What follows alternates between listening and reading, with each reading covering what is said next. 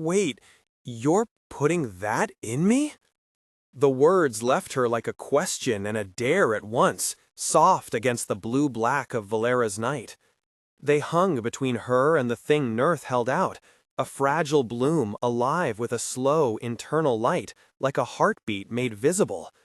For a beat, nothing else existed. Not the cold metal of the suit cuff, not the distant hum of the ship, not Jack's breath behind her, tight and too close. If you like sci-fi mysteries, subscribe and turn on notifications, because this is only the beginning.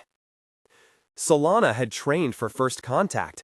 She had rehearsed polite phrases, checklist responses, emergency protocols. She had imagined the alien and prepared for the unknown. What she had not prepared for was the way wonder could make her voice small and foolish and utterly human. They had come to Valera because a survey probe had returned impossible readings, a living lattice of light pulsing beneath the soil, energy signatures that pulsed like lungs. The mission was short: map the biosphere, recover samples, and leave before the weather systems shifted. Solana was lead xenobiologist, precise and curious in equal measure. Jack was mission pilot, and, until 6 months ago, more than that. Their partnership had decayed into careful silences and clashing priorities, a breakup that never found an official end.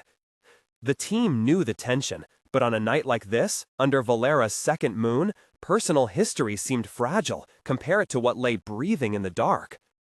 They followed an energy spike into the forest, a corridor of blue vines that hummed when her glove brushed them, releasing spores that smelled faintly of citrus and old rain. The light was everywhere. It painted their suits in turquoise and lavender, made the air look viscous. The readings on her HUD crawled with integers and graphs she could not read fast enough. A resonant peak at 3.7 Hz on the EOS array, a spatial coherence she had never seen. The cave's mouth breathed cold air that tasted of minerals and ozone. Inside, the walls shone as if soaked in phosphorescence. Patterns ran like veins, an entire ecosystem's nervous system made visible, lines of light that converged and spiraled toward a single vast hollow. And there, in the center of that hollow, stood Nurth. Nurth was not small. Tall enough to make the mapping drones tilt their cameras upward, Nurth moved with an economy that suggested a body designed for purpose. Its skin was neither scaled nor furred, but a translucent matrix through which slow currents of light drifted, like tides under a shore. There was a crown of tendrils at its shoulders that rippled in timing Solana felt in her chest. Nurth did not vocalize. It made no sound that the human ear could easily parse. Instead, it used light and touch, a language of pattern and pulse that the EOS array attempted to translate into data. When it extended a hand, or something that served as a hand, a small flower appeared folded within. At first, she thought it was part of Nurth, a growth that had formed where its arm met its palm. Then she realized it had plucked the flower from the cave floor and cupped it like an offering. Nurth, Solana said, the name tasting foreign in her mouth. The translation module at her throat tried and stalled. There was no human synonym for the slow, deep trust in the alien's posture. Nurth tilted its head, or the luminous field around what passed for a face shifted in a way that approximated curiosity. Jack's shadow pooled behind her shoulder, close enough that heat from his suit leaked into her back. He sounded small despite the suit. "Do the readings come up clean?" "Amazing," Solana whispered. "Sympathetic patterns. The node is coherent." Jack's jaw was a line. "Keep your distance." It wasn't a command so much as the old familiar armor that wore the shape of concern. They stepped forward together, the cave floor soft beneath their boots, the light pressing against their suits like a third skin. The flower Nurth offered seemed impossibly delicate, a filamentous bloom, petals like translucent lace, veins glowing faintly with a teal fire. When she reached out, the air smelled like the aftertaste of thunder, and everything went intensely small. The tip of the petal, the ridge of her glove, the tremor in her own hand. Solana had been the one to insist they try cultural exchange protocols, to prioritize consent and reciprocity. If this was a greeting, she wanted to answer in kind. She touched the flower. The contact was not cold or hot, it was a frequency. A small filament uncurled from the blossom like a spun thread of light and brushed her glove. It tickled, a silver whisper that traced the lines of her fingers. She laughed, startled, then felt something give under the glove. A brush of adhesion, a cool sticky pressure like a seed finding purchase in soil. "Wait, you're putting that in me?" she said, half laughter, half alarm. The words came out softer than she expected. No one had prepped this exact line. Nurth's light brightened. It did not withdraw. Instead, those filaments spread a hair's breadth along her sleeve, finding the gap between fabric and skin. On her forearm, through a patch of breaches in the insulation where she had cut a maintenance vent, a filament found old skin and touched. There was no pain. There was a pressure, like a loop being slipped over a wrist. For a second, the alien froze. It was slow to happen. One pulse, then something in the cave's network flickered. The veins of light in the walls shuddered, and a lower current of sound, or what the instruments called infra-auditory resonance, fell silent as if someone had closed a cathedral door. Nurth's whole body stalled, the tides of light within its skin locking into static. The way it held the flower became statue-precise. Solana felt the bloom adhere. It didn't pierce, it integrated. A tiny seed node, the size of a lentil, settled against her skin and, impossibly, warmed against the cold suit fabric. She felt its warmth through the glove as a direct line, a seam of sensation that then widened. It was a touch amplified into a chorus. Images, not words, rushed at her.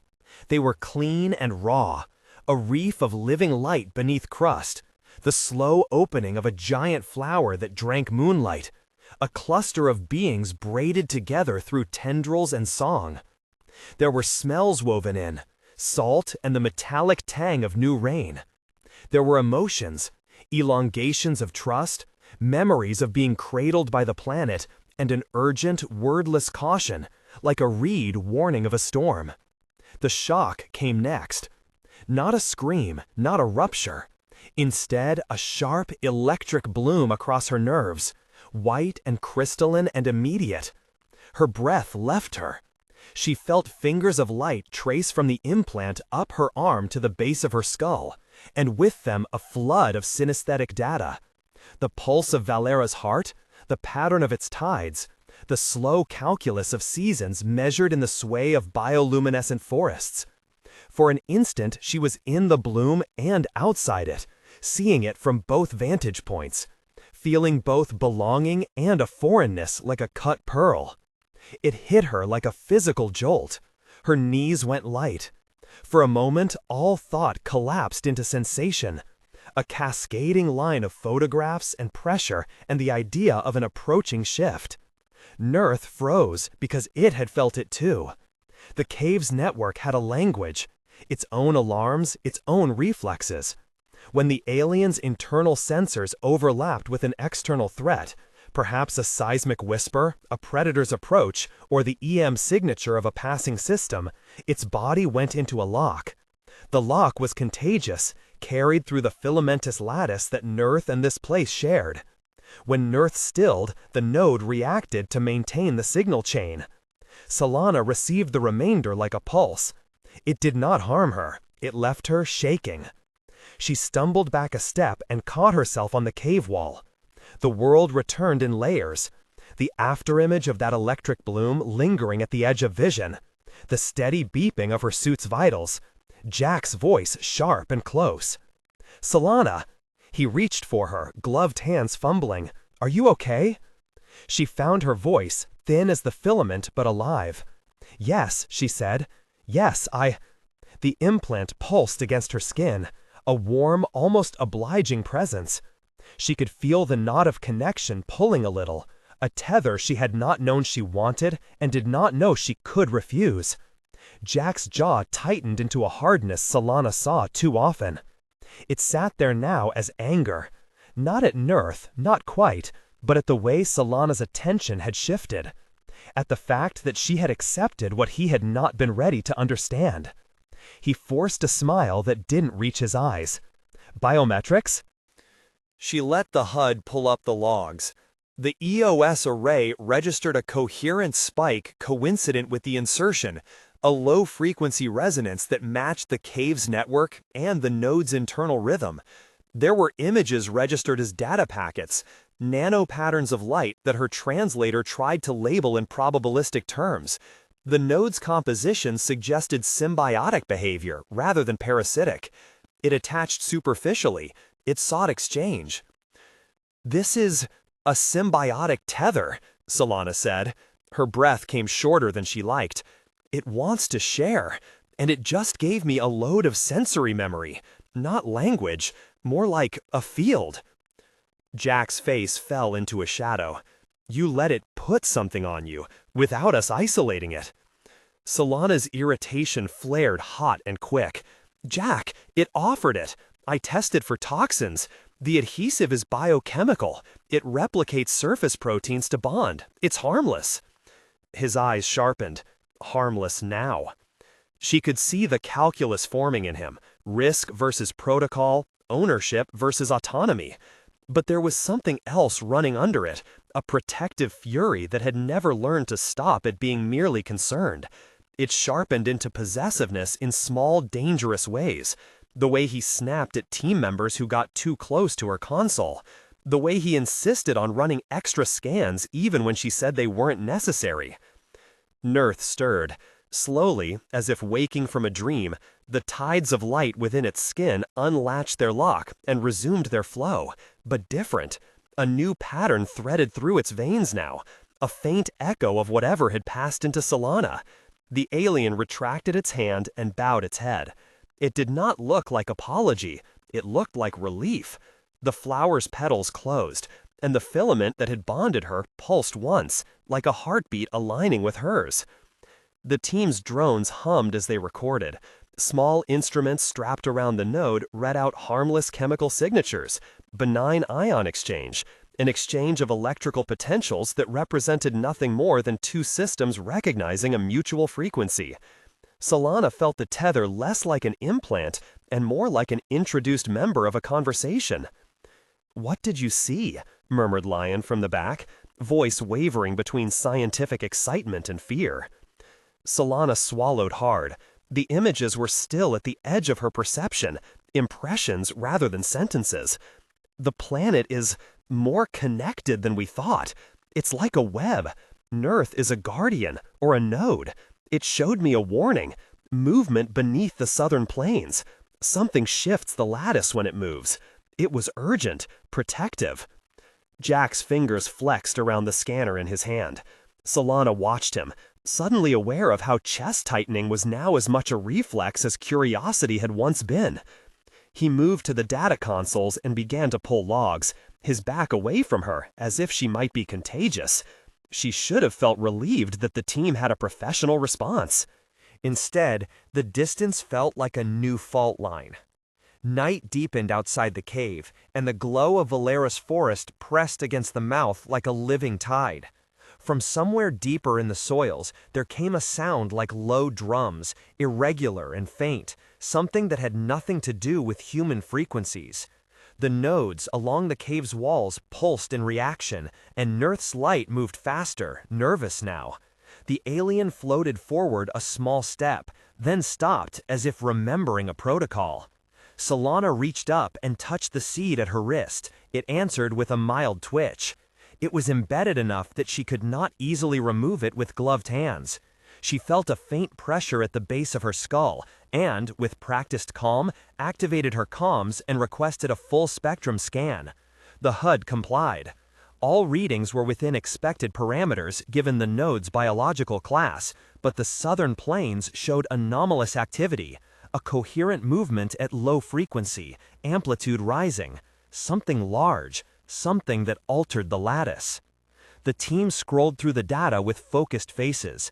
"Could it be migration?" Leon asked. "Seismic event?" "Both," Solana said, "but coordinated. The lattice seems to reorganize like a nervous system. Whatever moves there, the whole system reroutes. Jack's hand closed over his datapad. We need to catalog the node and remove it. Solana looked at him, incredulous. Remove it? Jack, it's bonded. If we forcibly remove it, we could trigger a defensive reflex. We don't know what that would do.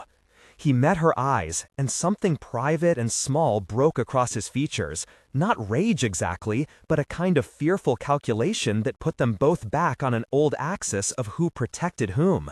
We came here with a mandate, he said. We can't have team members altered without quarantine. Protocol. You could have seen the moment it became bigger than a mission. For Jack, that mandate folded inward and became a jurisdiction over Solana herself. For Solana, the node was a bridge into a living planet she had longed to know. The two visions could not occupy the same space. Nurth watched them with the slow patience of someone who knew time differently. When Jack said quarantine, the alien's lights dimmed, and a filament brushed Solana's sleeve again, not invasive, but as if to reassure. Solana closed her eyes and let the small warmth steady her. The images rose again, less insistent this time. A valley folding itself away from a storm, 1,000 tendrils repositioning like a field of hands. The impression was of intelligence responding to something old and hungry. When she opened her eyes, Jack was already walking away toward the equipment line, his shoulders squared. He moved with a competence that masked the undercurrent. He was already forming a plan. Not malicious in a cinematic way, too mundane for that, but pragmatic and private, the kind of plan that started with small compromises. Hide a data fragment here, delay a sensor update there, pocket a soil sample for later analysis. He could be the kind of person who justified small betrayals with larger reasons. Solana watched him go, and then watched Nurth retract a few steps, the alien's light softening into a rhythm that matched her own heartbeat. The implant pulsed at her rest like a metronome. She felt changed, not transformed, not whole, changed in a way that felt irrevocable. "Can you feel it?" Leon asked. She pressed her other gloved hand over the seed as if to physically keep it in place. Images flashed, a horizon of shimmering spines, the feeling of being part of something that breathed very slowly. "Yes," she said. "It's a network. It wants linkage." That evening, back at the ship's perimeter, they set up a temporary lab. Instruments hummed. The team worked with a measured excitement, keyboards and thin-gloved fingers, readouts and graphs. Outside, the forest murmured as if in a language they had no interpreter for. The implant warmed through her suit with a gentle, persistent beat. Jack stayed near the airlock. He watched Solana handle readings and field questions, but when she looked his way, his gaze skittered off like a stone on water. Under the lights, his features were tight with something that scraped away at the edges of friendship. He volunteered to calibrate a sensor array and disappeared into maintenance corridors. When he returned, he had a small pouch clutched inside his jacket. A soil sample, the excuse on his face. The pouch was warm. That night, as the team cataloged imagery and attempted to parse the node's data packets, Solana sat alone in a narrow observation bay. The implant pulsed in rhythm with the planet. When she closed her eyes again, the visions came in fragments. A symbol repeating like a sigil. A swarm of creatures that moved under the plains. And then, sharper, a taste of alarm, like metal in the mouth. The node showed her what Nurth had seen moments before. The lattice rearranging, preparing. She was not entirely sure what the node had planted in her, if anything, beyond shared knowledge and a small tether. But she felt it knit a little of her nervous system to the planets. It gave her access. It made her part of a conversation she had entered without a full understanding of the grammar. Outside, through the hull, the forest pulsed in slow waves. Deep beneath those waves, something turned. The ship's instruments registered a rise in amplitude from the southern plains, a movement carrying a pattern that matched the one in her visions. She rubbed the node between thumb and forefinger through the glove. It was not removable by simple force. To extract it would require tools, chemicals, an entire roster of procedures that would risk a violent reaction from whatever connected it to Valera's lattice. Removal would be invasive in more ways than one, physically, ethically, politically. To remove it would be to sever a conversation she had just begun to understand. The thought made a transparent kind of pain rise in her chest. It also made the hair rise along the back of her neck with a premonition she couldn't yet name. In the dark, somewhere beyond the ship, Nurth stood alone at the cave mouth, feeling out the network in long, slow pulses.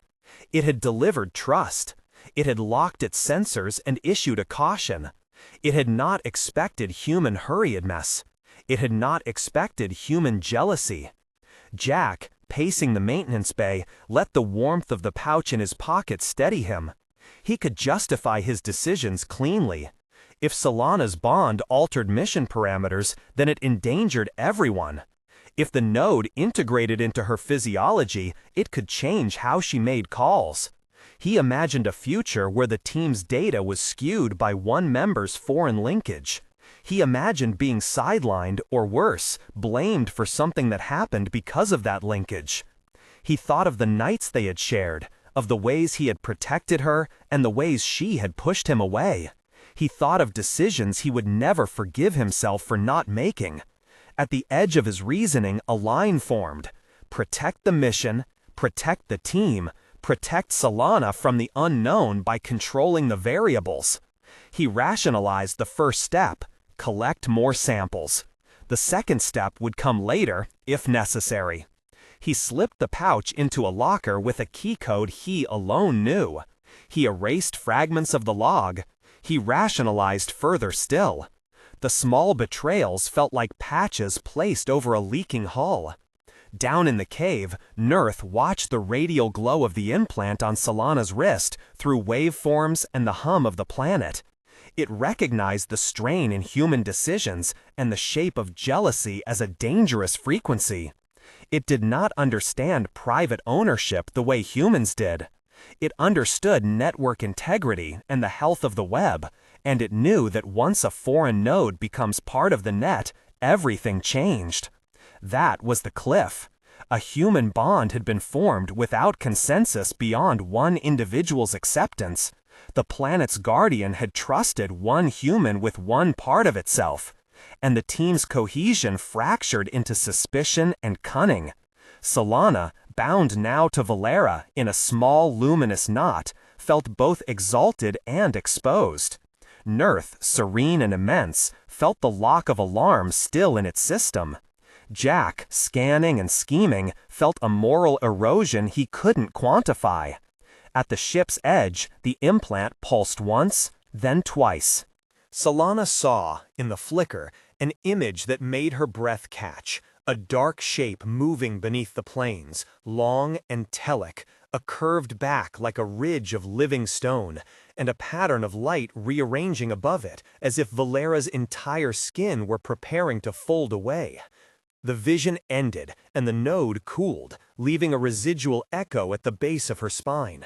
She touched the implant again and whispered, as if asking permission of both human and planet, "What did you just show me?" No answer came in spoken words. Instead, somewhere down in the cave, a line of light began to shift in a way she had not seen before. Not a message, but a signal. Join us or be swept aside. The choice had not yet been given to them, but the terms were becoming clear. Across the deck, Jack moved through the dim corridors with a purpose that served his fear.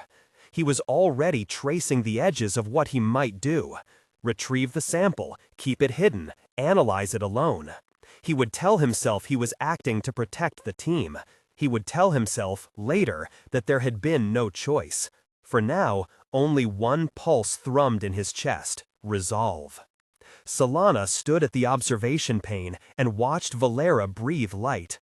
The node at her wrist whispered a faint glow into the shadow.